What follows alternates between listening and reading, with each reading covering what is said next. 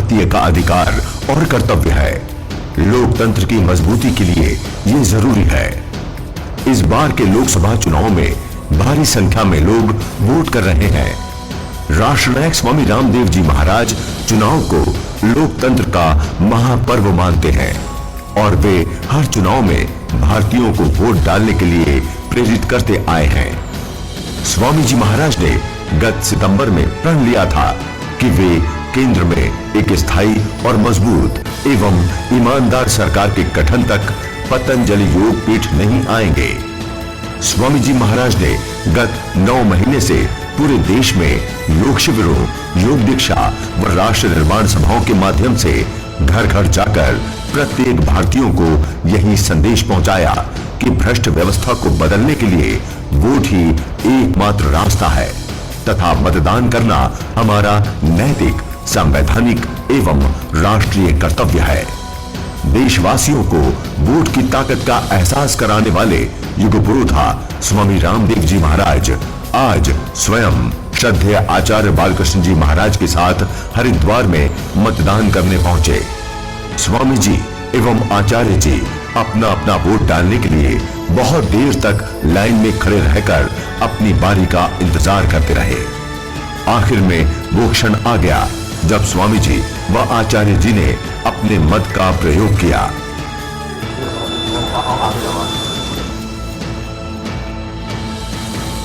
Vote डालने के पश्चात राष्ट्रनायक स्वामी रामदेव जी महाराज ने अपने संदेश में कहा कि मतदान वाले दिन सब लोगों को सबसे पहले मतदान करना चाहिए, अन्य काम बाद में।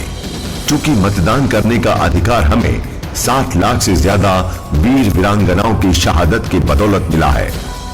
देश को एक सशक्त, मजबूत नेतृत्व मिले, एक पूर्ण बहुमत वाली स्थायी, ईमानदार व अनुभवी सरकार मिले, इसके लिए हमें वोट अवश्य करना चाहिए। सब लोगों को सबसे पहले मतदान करना चाहिए और मतदान करने का अधिकार हमें 7 लाख से ज्यादा वीर वीरांगनाओं की शहादत की बदौलत मिला। जो दुनिया का सबसे ताकतवर मुल्क था, एक तरफ सारा जहान और एक तरफ हिंदुस्तान, वो इतना ताकतवर था।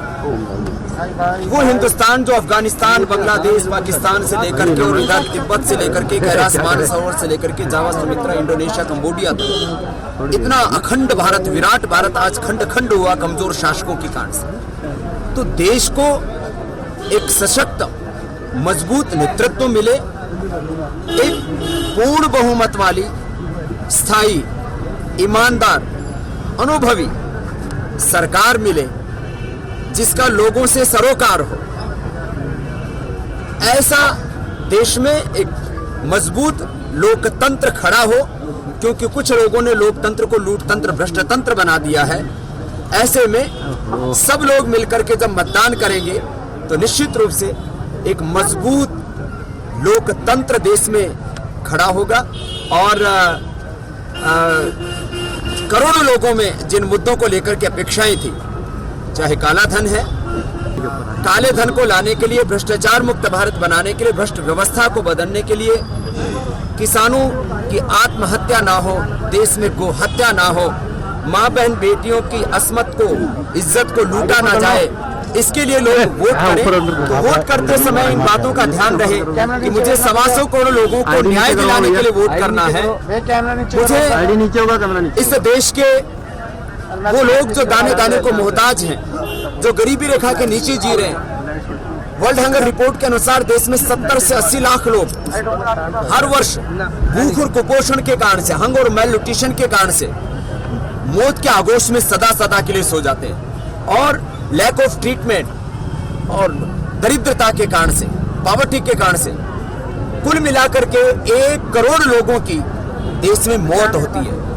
तो एक तरफ 1 करोड़ बेकसूर मजबूर इंसानों की मौत, दूसरी तरफ करीब 1 करोड़ गौ माता की कत्ल हिंदुस्तान में होती है और 1 करोड़ गौ को कत्ल करने के लिए बांग्लादेश भेज दिया जाता है, उसके लिए पूरी छूट दी हुई है। तो ऐसे में जब देश, धर्म और संस्कृति सब कुछ संकट में है, उस संकट से देश को बचाने के लिए सब लोगों को वोट देने के लिए आना चाहिए। इसलिए मैं स्वयं वोट देने आया हूँ और करीब 16 तारीख तक मेरे 9 महीने पूरे हो जाएंगे। पूरे देश की मैंने यात्रा की, इस दौरान करोड़ों लोगों की सभाएं की, शिविर किए और योग दीक्षा के साथ लोगों को राष्ट्र दीक्षा दी। योग के साथ राजयोग का देश में एक नया अभ्युदय हुआ। इस बार वाद विवादों के लिए नहीं वोट कर रहे लोग, इस बार देश के लिए लोग वोट कर रहे हैं कि बहुत दिन हो गए, लगता ही नहीं था कि देश में प्रधानमंत्री, लगता ही नहीं था कि देश में कोई सरकार है।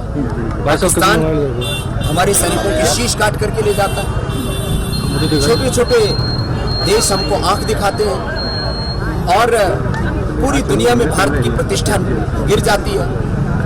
रुपए की कीमत डॉलर और पाउंड के मुकाबले कुछ नहीं रह जाती है। चाहे आर्थिक नीतियां हो, चाहे देश का आंतरिक तंत्र हो, पूरा षड्यंत्र का शिकार हो चुका था। ऐसे में देश को सही नेतृत्व मिले, देश में सही नीतियां लागू हो और सही नियत वाले लोगों के हाथों में देश की सत्ता हो, इसके लिए लोग वोट कर रहे हैं। इसलिए कितने ही बर्बाद करें लोग, इस बार देश के लोगों ने तय कर लिया है कि एक मौका हमको एक ऐसे व्यक्ति को देके देखना है जिससे 125 करोड़ लोगों की उम्मीदें। 16 तारीख को जो देश के लोगों ने फैसला लिया है उसका निर्णय आ जाएगा और देश का मंगल होगा। चारों दिशाओं से आनो भद्रः कृतवो यन्तु विश्वतः, शुभ होगा देश का। पूरा देश दिवाली मनाएगा और ये बुरे दिन जाएंगे, ये अंधेरा मिटेगा और चारों तरफ जो हाहाकार है, चारों तरफ जो भ्रष्टाचार है, चारों तरफ जो लोगों के मन में एक निराशा, अविश्वास है, उसकी जगह पर देश में आशा, उत्साह होगा और सारे देश के लोग मिलकर के अब एक मजबूत भारत। आजादी के 67 वर्ष किसी भी धार्मिक, आध्यात्मिक और राजनीतिक व्यक्ति ने इस खानदान को चुनौती दी। एक तो इस देश में वंशवाद और परिवारवाद इतना सबल था कि उसके ऊपर कोई प्रश्न नहीं कर सकता था। हमने उनसे प्रश्न ही नहीं किए, पूरे देश में उनको बेनकाब किया और अब जब वो पूरे देश में एक्सपोज हो चुके हैं और ये मान चुके हैं कि हमारी अब सत्ता इस देश में रहने वाली नहीं और ये मात्र 5 साल की बात नहीं, हो सकता है इसमें 25 साल गुजर जाएं और उनके मंसूबे अब पूरे नहीं हों। जब मैं बाहर निकला था तब एक बात कही थी मैंने कि देश में 2 बड़ी चुनौतियां हैं। एक आध्यात्मिक दरिद्रता, वैचारिक दरिद्रता, संस्कारों की, सद्भावों की, सदाचार की, सद्विचार की दरिद्रता, और दूसरा दरिद्रता का पक्ष है आर्थिक दरिद्रता, राजनीतिक दरिद्रता, सामाजिक दरिद्रता, भौतिक दरिद्रता, नेतृत्व की दरिद्रता, नीतियों की दरिद्रता। यदि इसको शास्त्रीय भाषा में कहा जाए तो अभ्युदय भी निचले स्तर पर आ गया और निःश्रेयस भी निचले स्तर पर आ गया और इसी को कहते हैं अधर्म बढ़ गया। अभ्युदय और निःश्रेयस जब उन्नत होता है तो यह तो अभ्युदय निःश्रेयस सिद्धि, जब अभ्युदय और निःश्रेयस सिद्ध होता है तो धर्म की प्रतिष्ठा होती है। तो अब हम व्यष्टिगत रूप से और समष्टिगत रूप से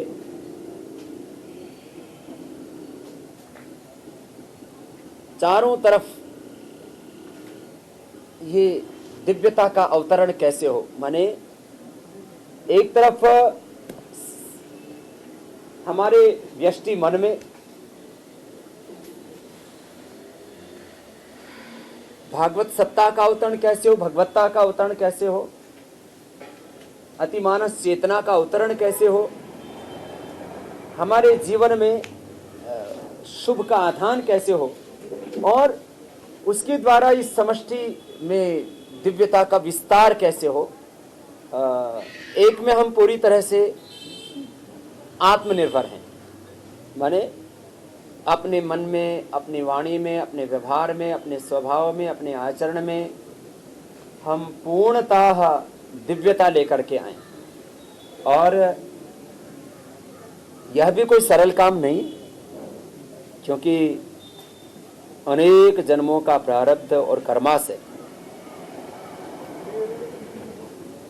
उसका वेग इतना सबल होता है कि व्यक्ति को बहा करके ले जाता है, कहीं का कहीं फेंक देता है। और इस जन्म के माता पिता और परिवार के संस्कार, फिर जिस वातावरण में हम जीते हैं, जैसे अभी तो आप लोग एक प्रोटेक्टेड एनवायरनमेंट में जी रहे हो, एक सुरक्षित वातावरण में जी रहे हो, लेकिन पूरे देश के वातावरण का, माने अपना जो कर्माशय और संस्कार है वो तो सबके ऊपर समान रूप से कार्य करता है, लेकिन जैसे वातावरण में फिर हम जीते हैं, जिस माता पिता कुल वंश में हमारा जन्म होता है, और उसके बाद हमें किस तरह से प्रशिक्षित किया जाता है, माने कुल वंश एक पक्ष, दूसरी तरफ एनवायरनमेंट, तीसरा हमारी ट्रेनिंग, फिर चौथा हमारा स्वयं का पुरुषार्थ कि हम कितना सजग हैं,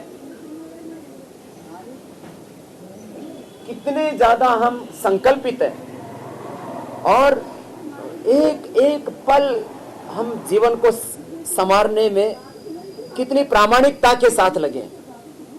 ये एक जो है जो बहुत महत्वपूर्ण बात है। फिर उसके बाद जो हमारा स्वभाव है, जो हमारी आदत है, जो जैसा हमारा अभ्यास हो जाता है वो वहीं हमें ले आता है। तो यदि इन सब चीजों के प्रति हम सजग होंगे तो निश्चित रूप से हमारे आत्मोद्धार से हमें कोई नहीं रोक सकता। और एक व्यक्तित्व जब बहुत बड़ा हो जाता है ना, तब उसका प्रकाश ऐसे ही फैलता है जैसे सूर्य का प्रकाश पूरे ब्रह्मांड में फैलता है। तो हम स्वयं के सूर्य बने। श्रद्धेय आचार्य जी वो भगवान बुद्ध की शिक्षा को बार बार याद दिलाते हैं, अपो दीपो भव। ये पाली भाषा में जो स्वयं दीपक बनो, और वेद के मंत्रों में हमें क्या सिखाते हैं, स्वस्ति पंथाम अनुचरेम। तो सूर्य को हमारे यहाँ सबसे बड़ा रूपक माना है जीवन को समझाने के लिए। जीवन कैसा हो, तो एक सूर्य जैसे पूरे ब्रह्मांड को प्रकाशित करता है।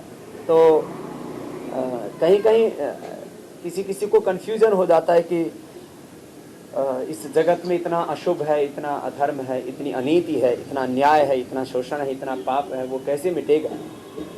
तो हम स्वयं प्रकाशित होंगे तो पेड़ की जब बड़ा हो जाता है तो छाया मिलती है कि नहीं मिलती। तो ये तो हमारी सेवा तो हमारी छाया है। इसको स्वामी सोमानंद जी महाराज, नूरगढ़ वाले स्वामी जी महाराज, वो बोलते थे, भाई पहले साधक बनो, फिर सुधारक, सेवक तो अपने आप ही बन जाओ। तो पहले स्वयं को खूब हम प्रकाशित करें, उसके लिए आप सभी प्रतिबद्ध हैं।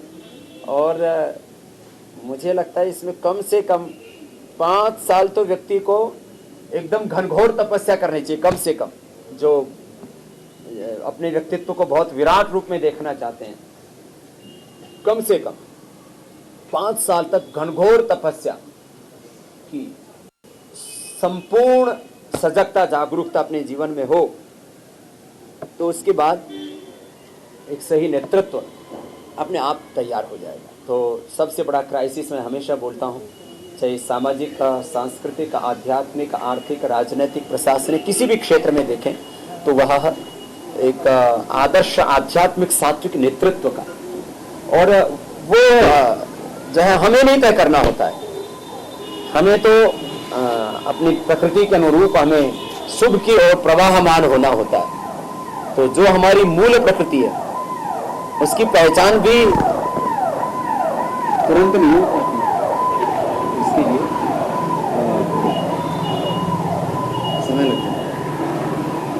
मूल प्रकृति की पहचान होने में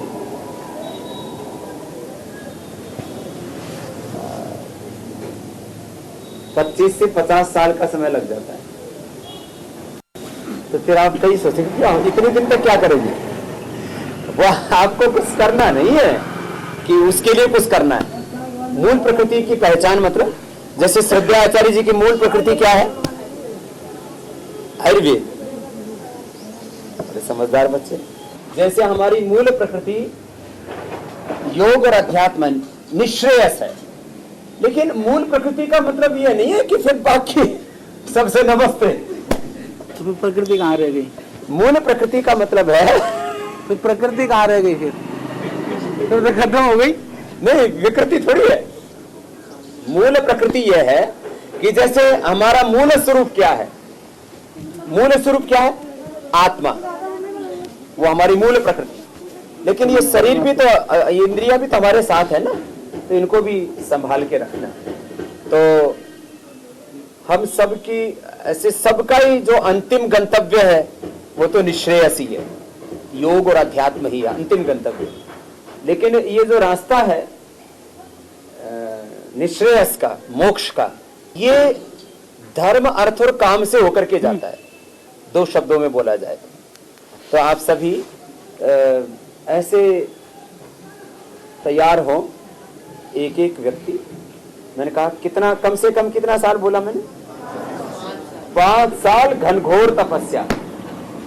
उसका मतलब क्या होता है? उसका मतलब होता है 5 साल तक फिर जो है स्वयं पर पूरी तरह से केंद्रित है। जैसे हम गुरुकुल में पढ़ते थे तो एक दिन भी अखबार नहीं पढ़ना, एक दिन भी टीवी नहीं देखना, एक दिन भी फोन पे बात नहीं करना।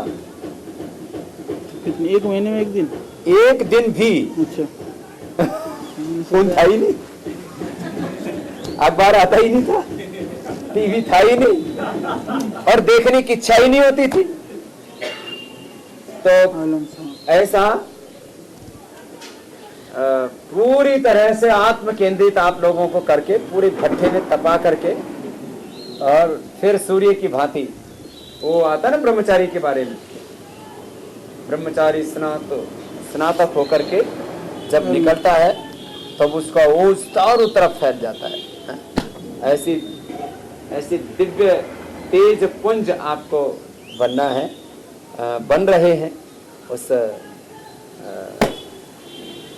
शुभ की ओर निरंतर गतिशील हैं, सब प्रकाशमान हैं। फिर 18 तारीख के बाद फिर यहाँ आ जाएंगे। फिर आप लोगों को एक एक को सूर्य बनाएंगे, एक एक को पूरी तरह से प्रकाशित करेंगे। हाँ, और श्रद्धेय गुरुदेव का मार्गदर्शन, आशीर्वाद निरंतर आपको प्राप्त रहता है।